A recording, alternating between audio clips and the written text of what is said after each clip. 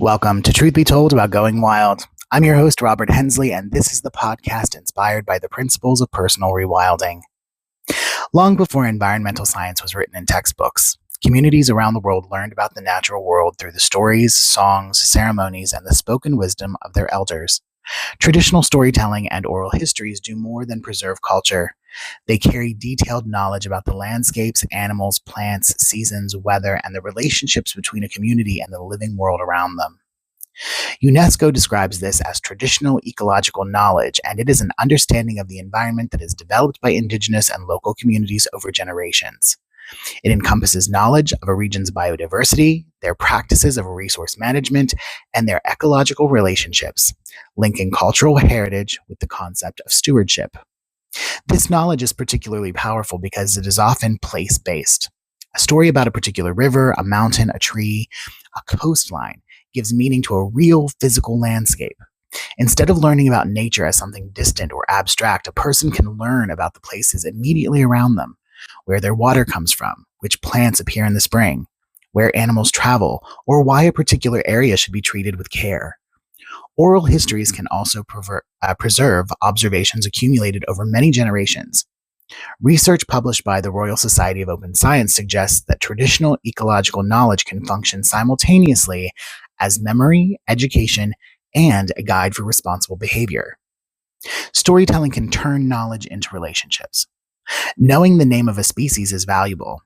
Knowing the story associated with that species can make it personally meaningful.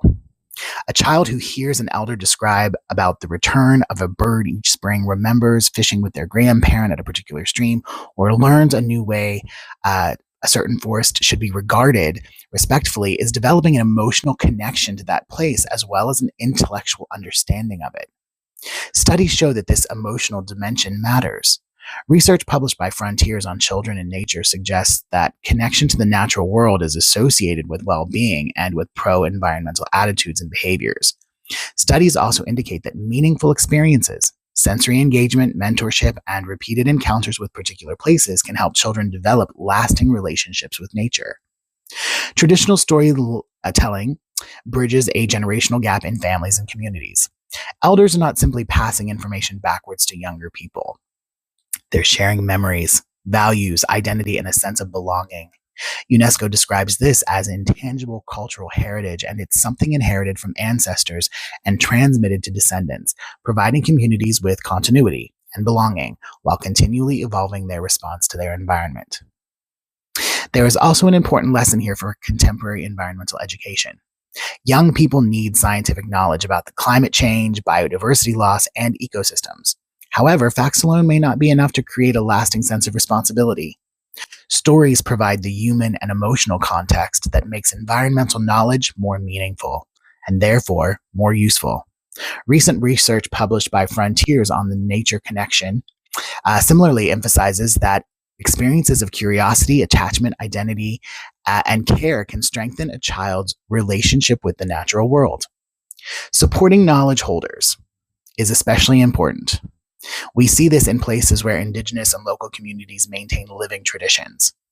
UNESCO's recent work highlights how indigenous knowledge, often rooted in close observation of ecosystems and transmitted orally across generations, contributes to contemporary approaches to environmental stewardship. Knowledge should not be treated as just a collection of facts to extract. It belongs within the cultural, linguistic, ethical, and spiritual context from which it emerged. The challenge for the next generation is not only to learn more about nature, but to know it more intimately. Traditional stories can help young people see a landscape not merely as scenery or as a resource, but as a place filled with memory, relationships, and responsibilities. In short, the natural living world is their community. We must recognize that an older generation telling a story about a river, a forest, an animal, or the changing season is more than just passing on a memory. It is wisdom, which offers the next generation a way of seeing and potentially giving them a reason to care. In an age of accelerating environmental change, that sense of connection is the most valuable form of inheritance that we can preserve.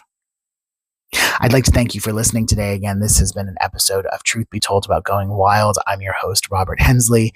Please remember that there are 2 opportunities each week for new content from the Truth Be Told family of podcasts on the Club Paranormal channel on YouTube. That is Tony Sweet on Fridays with the original Truth Be Told. And that is Mondays with me, Truth Be Told, about going wild. And both of those shows go live at 3 p.m. Pacific, 6 Eastern on their respective days. And if you'd like to know more about what I'm working on with Robert Hensley Nature Reconnects and my work with personal rewilding, please visit my website. That's www.rhnaturereconnect.com. Again, that's rhnaturereconnect.com. Or you can also join my Personal Rewilding with Robert Hensley community on Patreon. There's an option for a free subscription, or if you choose, you can do a paid membership, which gets you new exclusive content each month. Thanks again, and until next time.